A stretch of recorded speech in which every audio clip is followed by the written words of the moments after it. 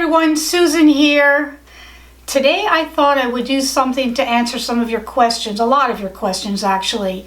Over the years that I've been doing this, I've had people always ask me, where do I get that? How do I get that? What exactly are you talking about? And what specific thing is it? And how is it called? Well, today I thought I would give you the top 10 most important items that you need to be a fashion designer. Trust me, there are many, but I wanted to give you the top 10 most important. Some of these categories will have several items in them, but I wanted to concisely put it together for you so that you can understand the most important pieces that you're going to need to become or to sustain as a fashion designer. Okay, and every single item is going to have a description and a link in my description box. So all you're going to have to do is click on that link to the place to get that actual item, and you'll be able to purchase it there. Okay, understand that I am in the United States, but I tried to use things like Amazon, which also works all over the world. So hopefully you'll be able to get those items as well. But at least I can answer most of your questions. I hope this is good for you, and this is 2018. We need the top 10 most important items to be a fashion designer. Let's get started. Okay, just to clarify, I did a video way back under my Fashion Unfolded name. Fashion Unfolded is also Susan Elias Couture, same channel, and it was for fashion design room setup. I go into more detail with a lot more items, so you might want to check that out. I'm going to have it in the description box as well. Okay, we're going to get started. And I have an item that's not even on my list because I call it the no-brainer. And what is that? The tape measure. The tape measure that I usually have around my neck, the one that I love the most, this particular one, I think is a good luck one. I've used on most of my videos.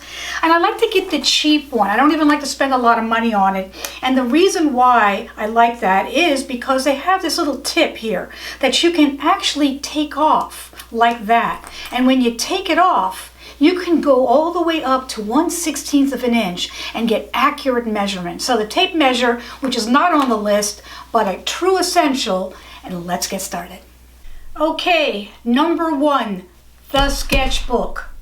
I say it over and over and over again. The sketchbook, that's all you need. You don't need a whole thing of color crayons and markers and all of that stuff, unless you want to be an illustrator or you want to present yourself to a company. To get your ideas across, whether it's for your own company or for somebody else, you need the simple sketchbook, just like that. And in that sketchbook, you have to make your own croquis. That's another thing we'll talk about later. And you're going to need your pens and your pencils, but even a number 2 pencil is all you need.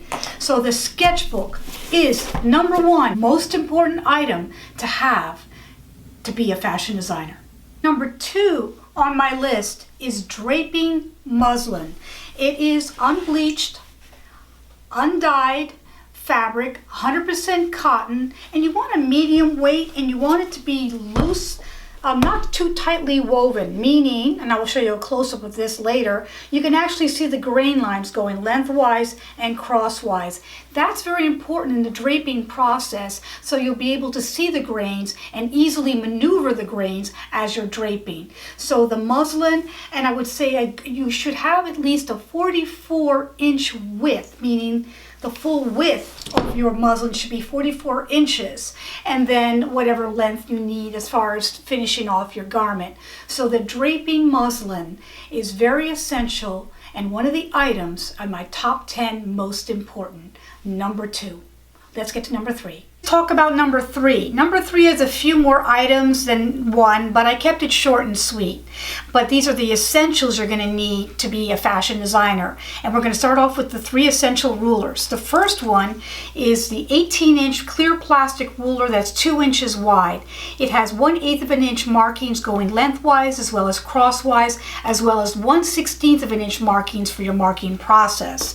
Then we have the metal hip curve. I like this particular metal hip curve, so I'm going to make sure that you can get this as well. So that will also be in a description box below. And then my favorite French curve. I'm very picky about my French curve, as we talked about before. This is the one I like the most, and it has 2 holes to indicate a perfect armhole, and I will have that information below. Okay, and now we need the pins. The professional pins that have been used in the industry for years is this company and this particular one. What's nice about these pins is, and what it's comparable to, if you can't get these, you can say it's a silk pin. It's a very fine pin. It doesn't have any roughness at all, so it goes easily into the mannequin for the draping process, as well as for your fabrics, your silky fabrics. Then we have the 2 scissors. We have the fabric scissor and we have the paper scissor. The fabric scissor is only to be used on fabric, and the paper scissor is only to be used on paper. Why do I say that? It's because if you interchange them, it will dull them. So keep them separate. This particular one is a Gingham, and I happen to like it a lot. I've used Weiss and other brands. This is readily available. I'll have the information below. This is a Fisker, very readily available and popular for paper as well. And then the last item in this category is the adhesive styling tape. This adhesive tape is 1/8 of an inch wide, and like I said, it's adhesive. That means you can map out your design on your mannequin so that you can drape every design with this tape. So these are the items for number 3. Let's get to 4. And stay tuned to the very end. I have a DIY table setup. Number 4, pattern making paper. Very essential item to be a fashion designer. Now, the pattern making paper that most professionals usually use is this one here, and they actually do have it available. And these have 1-inch markings, both going lengthwise and crosswise. It gives you a very easy marking to follow for a lengthwise grain line or a crosswise grain line, or even a perfect bias. It just makes it easier. But if you can't get this, or you don't want to get this, you can just get wrapping paper in white like this. Or if you don't have access to that, you can just get brown wrapping paper just like this. Okay, that's number 4. Let's get to number 5. Number 5, most important item to be a fashion designer, and that's the blocks.